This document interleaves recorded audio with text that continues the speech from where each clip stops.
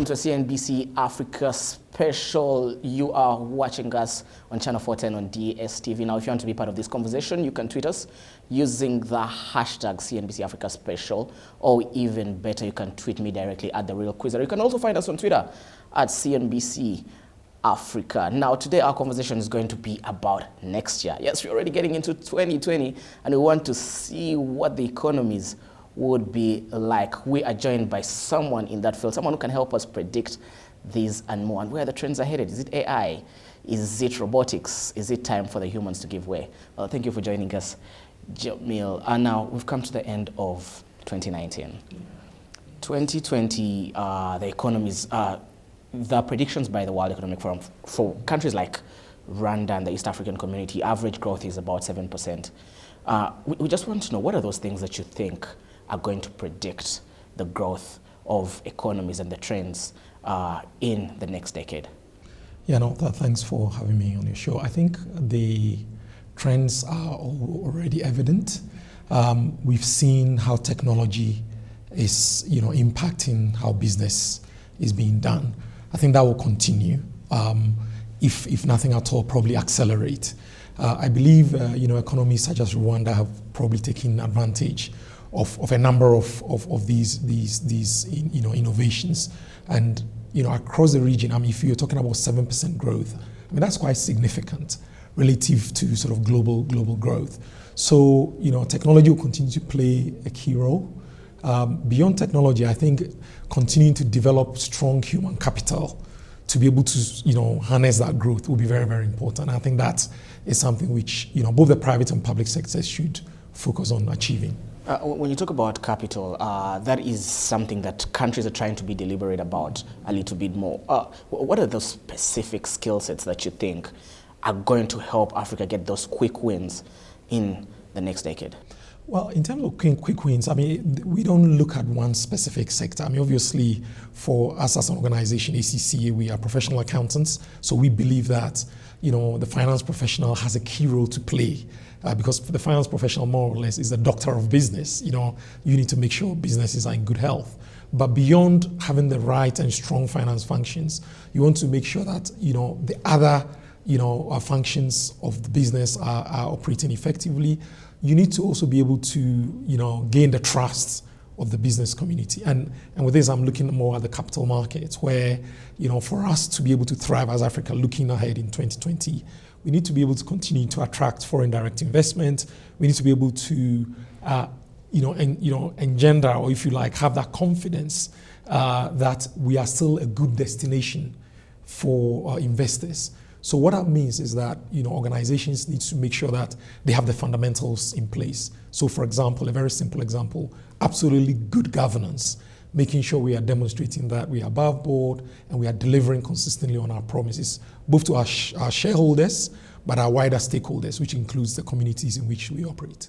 Now, good that you mentioned there the need for FDIs coming into the region. Now, there is the operationalization of the AfCFTA that's coming up on July, 1st of July. We've seen 28 countries sign up to that. Now, why is that such an important milestone, and how best can the different professions, starting with accounting, tap into such a huge market? Yeah, I mean, I guess the Continental Free Trade Agreement is, if you look around the world, we have many examples. You have the European Union.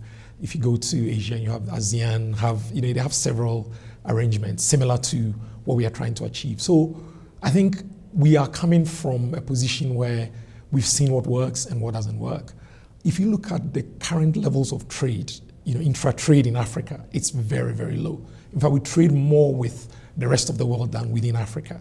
So I believe that this is one of the best opportunities for us to really come together to develop as a region. So it benefits both goods and services. So if I look at maybe the services side, as professional accountants, not just professional accountants, but lawyers, medical practitioners, etc. What a great idea to be able to offer your services beyond, let's say, Rwanda. So in a way, once we are able to do that, we get the best out of the continent. So I'm excited. I think, we shouldn't also have illusions about the implementation. Obviously, there may be challenges, But I think we all need to remain positive and be clear about the outcomes. And I think in the end, everyone will benefit. There's been a pushback from some countries, Tanzania to mention but a few, in regarding to professionals. We've seen Kenyan bankers pushed out of Tanzania. We've also seen that on a certain scale happen in countries like Africans find it hard to travel to countries like South Africa. You find it, Nigeria and Benin right now are having a situation whereby goods can't cross borders of each of those countries. Such challenges, how do we overcome them to ensure that professionals can tap into these opportunities? Yeah, look, I think the challenges are real. One way of looking at it is to say countries need to be confident, that they have the right structures in place to allow the free movement of goods and services. Now, if you don't have the fundamentals in place, that poses a challenge. So for some of the countries that you've given us examples, you find that maybe they are not at the stage where they are confident enough to say they'll open their markets. But if we look at examples, as I said earlier, we have examples of how this works well. So there has to be political will to dialogue. I believe, Tanzania, South Africa, all these other countries, I believe over time they will come round. I think to the extent that the benefits are made clear, to all stakeholders involved. And I think it's important to also address the objections of these countries as well. And I think once that is done, and it is done with positive intent across all, countries, I believe we will get there. But 28 countries, that's massive, by the way. You're looking at a glass half full right there, very optimistic. Now, one thing that the lay African is not very optimistic about right now is the presence of China on the continent. Especially we had the mumblings around the tapping of the AU headquarters themselves in Ethiopia. And now, how can Africans and African businesses feel non-threatened by the presence of Chinese conglomerates, Chinese businesses, Chinese technology on the continent? And is it any different from the Western technology, or is it the way it's packaged? Yeah, I get asked this question a lot about China, and based on my personal experience and what I've seen so far, I think China, Europe, all the other, if you like, developed economies who engage with Africa do so because we have something to offer. I think no one would really... Does Africa know that it has something to offer? And that was what I was coming to. We need to be very clear about what we have to offer. And we need to also be very clear about what we also want to achieve from the engagement. Now, to the extent that we are very clear about what we want to achieve, then there's going to be an open conversation. Now, so I don't necessarily see that it's from a negative light. The way I see it is that we need to be very clear about what we want to achieve. I believe that because when I talked earlier about foreign direct investments, the bottom line is China coming into Africa is through investments. Now, we need to make sure that we are working on the right price points, right areas where we need the development that we feel will help us to progress. So we as a people, need to be clear that, we have something good, and that's why all these countries want to do business with us. So what we need to do, our homework, is to be very clear about what we also want to achieve, so that when we are at the negotiation tables, we can be very clear and put down our terms. There's a fear that countries may get into a debt trap. You look at the situation in Kenya. Kenya's borrowing compared to their GDP, borrowing exactly from China. When you look at countries like Zambia as well, how do we avoid countries getting into that debt trap, whereby at the end of the day, China will be pulling the strings on the continent? Well, there are two elements. I think debt in itself is not always a bad thing, and I think we need to be clear about that. To the extent that whatever you're using that debt for will yield the desired returns, then it's probably a good approach. However, I think, we as people, again, back to the point, need to be clear about what we are looking for, and sometimes to be very honest with ourselves to say, well, we aspire to a certain level, but maybe we might not be able to afford it. So one, we need to get our numbers right.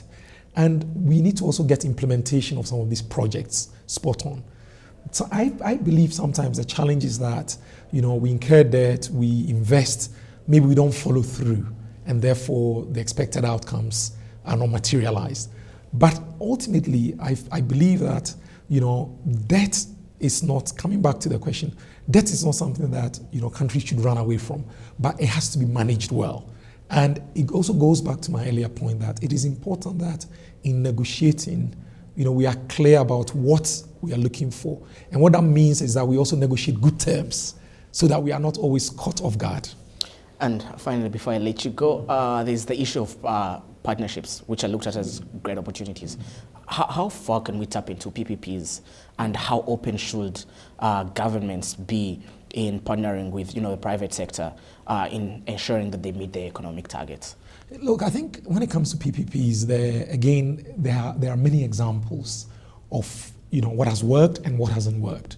And as an organization, ACCA ourselves, we've done some research on this many years ago, and really the key findings were that there are some projects that are better run by the private sector, and there are some projects that also fit well with the sort of public sector and best run by governments. To go into a PPP, I think it's important for governments to be very clear whether this is a project that will yield the desired results and who should then drive it. I think the other challenge we found with PPPs was that once we've entered into PPP, sometimes when it comes to post-implementation, that's where it falls down, because the project is gone and the excitement has waned off, and probably we are not monitoring it as well as we should, or we are not challenging and getting the right outcomes and conversations to deliver on the results. Now, I think those two pillars are what our research tells us, are some of the challenges. So to the extent that we can be clear about, the nature of the project, if it's going to, you talk about debt earlier, if it's going to burden government to take so much debt, why can't we share that risk so that private sector picks an element, public sector picks an element, but then it's also managed, together well and not left, if you like, to be in autopilot and to an extent, fizzle out and create challenges. So PPPs, I think, can be a good thing. Now, just before we let you go, this time we'll really let you go, we want to find out the role of ACCA in this ecosystem of economics on the continent. Yeah, look, as an organization, we have over 17,000 members in about 44 countries in Africa. Our members primarily work in, the public sector, private sector, work with multinationals, medium-sized organizations, small organizations. Some of our members are entrepreneurs themselves, not just in accountancy, but some have set up their own businesses. So what we are doing is really contributing to the development of Africa, building a strong, if you like, finance, ecosystem. And this contribution, the minister was making reference to that this morning at this conference, is really minuscule. We are just at the beginning of that, because the projection for Africa in terms of growth is very significant. And for us to be able to achieve that growth, we really need to have, a very strong and large pool of professional accountants. So it's hard work, but we've started and we are quite confident that we'll get there. Thank you for your time, Jamil. Very well, I appreciate it. Thanks for having me. That was a conversation on what Africa can do best to tap into and become a market leader in the next decade. You've been watching the CNBC Africa special. You can tweet us at CNBC Africa or tweet me directly at @TheRealKwizera.